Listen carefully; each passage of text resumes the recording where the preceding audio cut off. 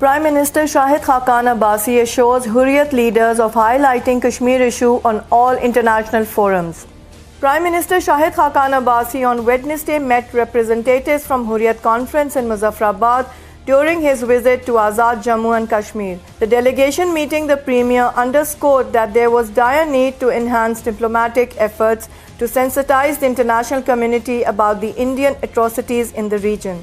Prime Minister Shahid Abbasi assured the delegation that the government and people of Pakistan have always supported the implementation of United Nations Security Council resolutions that call for the right to self-determination for the people of Kashmir. Supreme Court stops Punjab government from extending tenure of Chairman Sheikh Rashid Hospital. The Supreme Court on Wednesday stopped the Punjab government from further extending the tenure of Farid Khan, Chairman Sheikh Rashid Hospital. The three-judge bench, headed by Chief Justice of Pakistan, Mia Saqib Nisar, directed the Punjab government to give charge to a senior staff member of the hospital. The bench, stating that there were numerous complaints against Farid Khan, questioned why the Punjab government had failed to find a person qualified for the post of chairman. Evanfield reference. Volume 10 remains sealed. Wajid Zia produces mutual legal assistance in court. Wajid Zia, head of the joint investigation team constituted to probe the Sharif family, presented 7 mutual legal assistance documents in court on Wednesday and again stated that the Supreme Court had kept Volume 10 of the report sealed. Zia's remarks came during the resumption of his cross-examination by Defence Counsel Khwaja Haris during the hearing of the Evanfield reference filed against former Premier Nawaz Sharif, daughter Maryam Nawaz, and son-in-law Captain Retired Safdar. Haris stressed on the contents of the missing volume, which led to Zia saying, "How do you know more than me about the Volume 10? Zia then informed that the Apex Court was approached to gain access to Volume 10, but the request was answered with the MLAs being provided. The court had directed Zia on Tuesday to approach the Supreme Court with a request to produce Volume 10 of the JIT report so that he may accurately answer questions during cross-examination. Ahad Cheema's plea declared non-maintainable. Lahore High Court on Tuesday dismissed a petition of former Lahore Development Authority Chief Ahad Cheema against his arrest by the National Accountability Bureau in the Ashiana Iqbal housing scheme scam. In its order, a division bench comprising Justice Muhammad Qasim Khan and Justice Muhammad Tariq Abbasi observed that the petition was non-maintainable. Advocate Azam Nazir Tarar represented Cheema in the case, pleading that the NAB violated its own laws by arresting the petitioner without any justification. He said Cheema had extended full cooperation to the investigation team of the Bureau and also furnished all information required in the summons. President Donald Trump hints at deploying troops on Mexican border. President Donald Trump stepped up his tough talk on immigration on Tuesday, saying he wants to deploy the United States military to stop illegal immigrants at the border with Mexico until a long-promised wall is completed and proper security is in place. Trump, who earlier threatened to halt United States foreign aid to Honduras and other countries unless they stopped a caravan of Central American migrants headed to the United States, called use of the military at the southern border a big step. Yemeni rebels attacked Saudi oil tanker.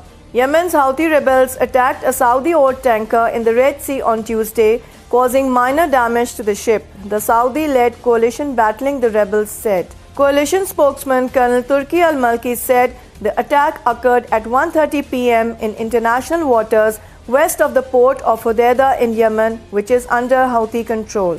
The coalition said a naval ship belonging to a member country rapidly intervened without giving further details.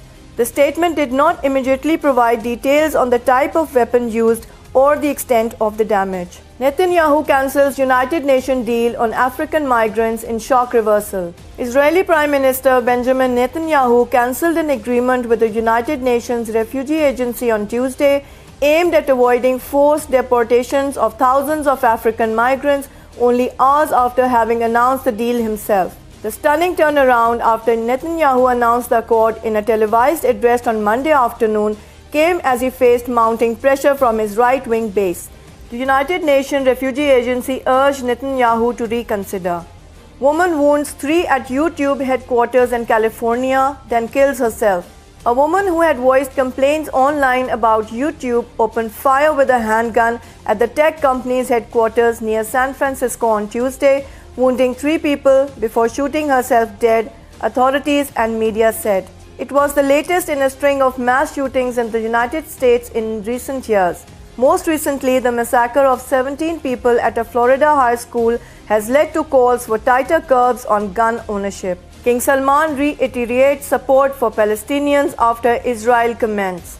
King Salman reiterated Saudi Arabia's support for a Palestinian state after his son and heir apparent said Israelis were entitled to live peacefully on their own land, a rare statement by an Arab leader. The king also emphasized the need to advance the peace process in a phone call with US President Donald Trump on Monday night, made after Israeli security forces killed 16 Palestinians last week during a demonstration along the Israel-Gaza border. The number rose to 17 on Tuesday. Turkey hosts critical summit on Syria with Russia and Iran. Presidents of Iran, Turkey and Russia meet on Wednesday for their second tripartite summit in under 6 months, aiming to speed the peace process for Syria and bolster their influence in the country. Turkish President Erdogan will host his Russian and Iranian counterparts Vladimir Putin and Hassan Rouhani in Ankara for a meeting that could have a critical bearing on developments in Syria. The meeting will be the second such tripartite summit after the first hosted by Putin in November in the Black Sea city of Sochi, and will be a new symbol of the increasingly deep cooperation. China ready for proportionate response to United States tariffs. China will take countermeasures of the same proportion and scale if the United States imposes further tariffs on Chinese goods, China's ambassador to Washington said amid growing fears of an impending trade war. Q Tankai made the comments ahead of what is expected to be the announcements this week of US tariffs on $50 billion to $60 billion in Chinese imports following an investigation under Section 301 of the 1974 US Trade Act. Ahsan Iqbal invites English team for cricket series. Interior Minister Ahsan Iqbal has formally invited English cricket team to visit Pakistan to play a cricket series after the successful completion of the tour of West Indies and holding of the Pakistan Super League matches in Karachi. The invitation was extended by the Minister to the High Commissioner of UK to Pakistan, Thomas Drew, who called on him on Tuesday. According to an official handout, Mr. Iqbal informed the High Commissioner of the improved security situation in the country and the government's efforts to eradicate terrorism and extremism. He said that the international community must acknowledge the efforts of Pakistan in eradicating terrorism and extremism from the society. He said a stable economy had a great role in the war against terrorism. Weather. Mainly dry weather is expected in most parts while hot in southern parts of the country. However, light rain thunderstorm is expected at isolated places in Zob, Malakand, Diyai Khan divisions, Fata, Kashmir and Gilgit-Baltistan.